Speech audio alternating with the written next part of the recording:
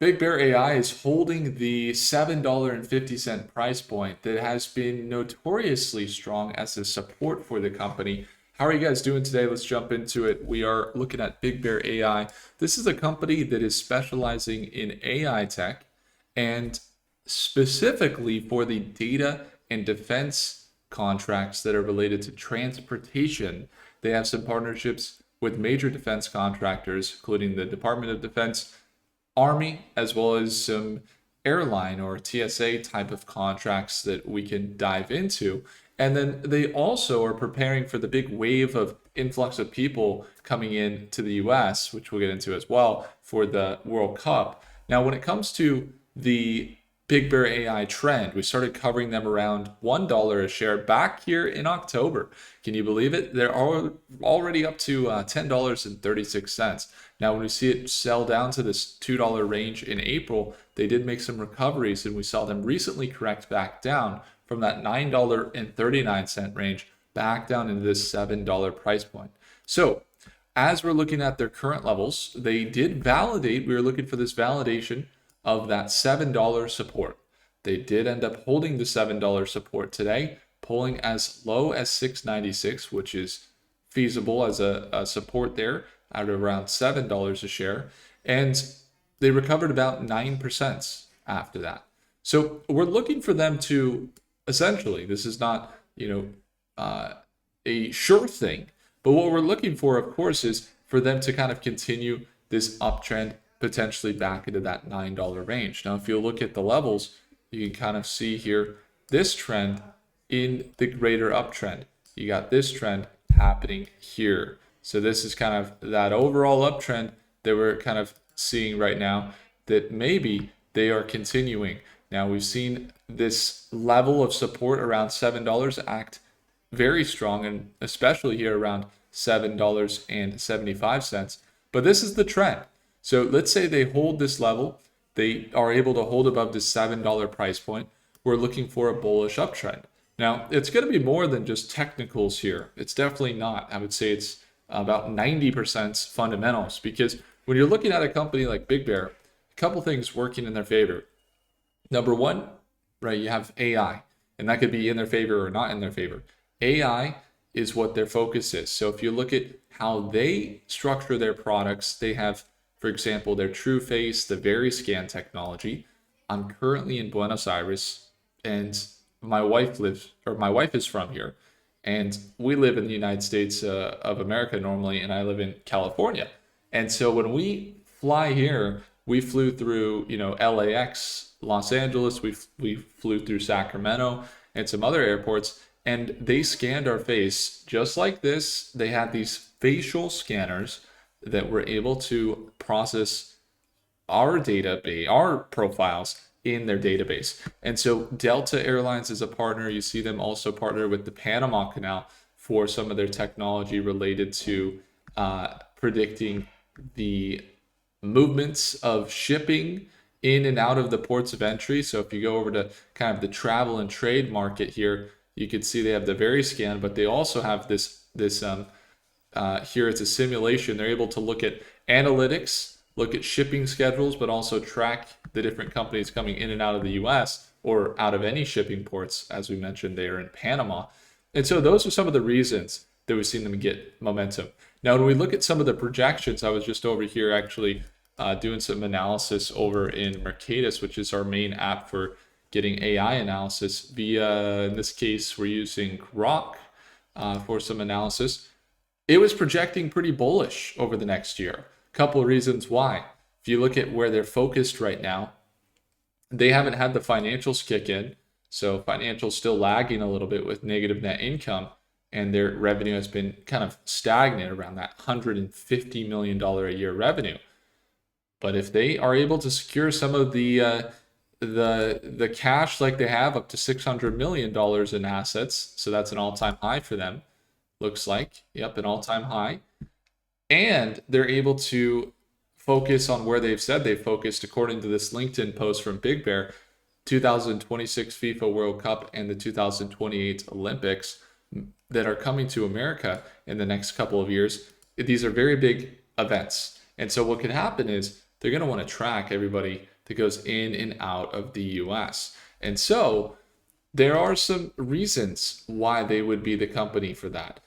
According to this .gov article, and TSA checkpoints are looking for this biometric screening. We're talking about AI-driven threat detection and remote screening to reduce reliance on manual labor. So AI and machine learning driven threat detection for carry-on and checked baggage, and also accessible property, body scanning, alarm solution, and get this, biometric ID verification tools. So we're looking at that very scan we just kind of pointed out that we've seen them deploy at some major airports, including LAX, JFK, so over in New York, Chicago, recently Nashville, and we've seen some other ones like Denver International Airport. And I've personally seen it firsthand. And they say, Warren Buffett says, if something changes the way you chew gum, then it could be a good investment. This is one of those things where you can't chew gum while they scan your face, probably. So Kevin McAleenan and their CEO, U.S. Department of Homeland Security, this is where it's interesting. Really great background, really poor running of their earnings call last time. So I don't know if it was pre-recorded. So far with the CEO, the only thing that I've found that has been really exceptional for their company is that they have had previous experience. So he was previously acting secretary of the U.S. Department of Homeland Security and also was the commissioner of U.S. Customs and Border Protection. Very good, focused on counterterrorism, like that's where their deals are most likely going to come from. But as far as how the leadership has been, Kevin McAleenan, at least in my experience, leading the earnings calls, so the call that they have where they report their earnings, terrible earnings calls. They, even when they've had good revenues, they're not doing Q&As. They're not doing question and answers. They're not listening to the investors. What do the investors say? Now, look, I get it. You could not answer questions, do recording. That's it. But hey, there's probably some really good insights from some really good investors for this company, and they're totally missing out on that and getting clarity on the things, providing clarity on the things that they announced. Like this last quarter, I wanted to ask one question in the earnings call. How much are these Veriscan contracts worth? Because when you look at the news and the data that has been coming out from them, and they've talked about these releases of their Veriscan technology at different airports. When I was reading this article, and the big idea was, okay, they're going to collect a lot of data, like that's going to be valuable, that's going to provide more contract opportunities. But the other kind of idea was, aside from the infrastructure that they're building, how much money is it worth that they're deploying this technology into Charlotte and Chicago and Dallas and Denver and New York and Los Angeles and Seattle? How much money is it worth? I wanted to know what are the values that they're placing on these deployments. And we couldn't ask that question. They didn't provide that in their earnings. And I thought that was a big miss by them in their last earnings. So I'm really hoping, I know there's a lot of articles, they should listen to the feedback because, you know, when you come in with, for example, the negative net income, there was someone inside of StockMate here, and we've had some really good insights here from some StockMates. Michael Clark, I believe it was, came out with this article related to Big Bear. Okay, and he was talking about something that they should have clarified on the earnings call, which was, he was saying, I have this, pessimistic view on the earnings, or a lot of people have that, but after looking at the numbers, things actually look good. Because what happened was, I don't know if you guys remember, some of you guys that have been watching Big Bear for a while saw this pullback here after their earnings call. Big dip from about $7.50 down to about $4.50. It was a huge tank right on their earnings call back on August 11th. And so when that happened, they're up obviously on the year over year because they were at $1 a share last year, and they're 7x right now. But still, when that happened, that was a huge hit. But we saw institutions continue to scoop up the stock. So why did we see institutions continue to buy, even though they had this big negative net income here? Well, that's what one of our members in StockMate was saying. They were outlining what was contributing to the negative net income. They talked about Goodwill Impairment, so $70 million in accounting write-down of value. That's from past acquisitions. Okay, so it's a one-time charge and does not touch cash, though it does show that the asset is now valued lower. So that was Goodwill Impairment. Another one, derivative liability revaluation, $135 million in an accounting adjustment to the value of warrants and options the company issued. Again, this swung it heavily. It's a paper loss, but not actual cash leaving the business.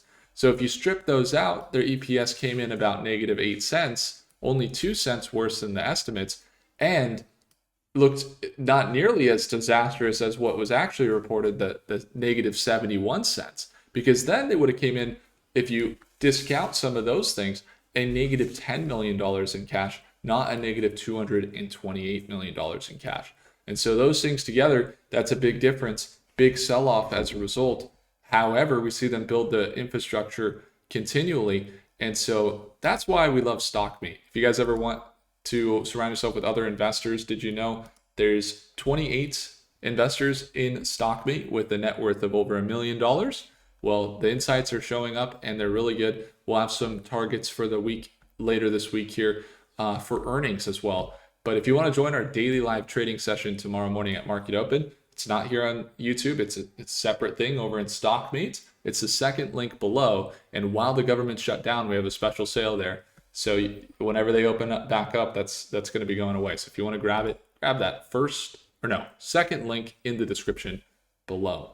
When it comes to Big Bear, we're watching that $7 support level right here around $7 is where they recently bounced. $7.50 is kind of the more bullish support level that if they can hold, good stuff. Now, just because we see this overall uptrend and we're eyeing this 20 to 40% increase up into that $10 a share, we still got to watch these levels, see how they hold. Any short-term trades, you'd want to manage risk most likely if that's your goal, a short-term trade. If you're looking for the long-term, doesn't really matter. You kind of add on the dips. Personally, I'm going to hold my long-term positions on Big Bear, continue to do so as we have seen them essentially 2 or 3x at this point, and we'll continue to watch Big Bear. So if you have a like button in yet, smash it. Appreciate you all. Do consider subscribing and comment your thoughts below on Big Bear and let me know what you think. See you guys in the next video. Take care.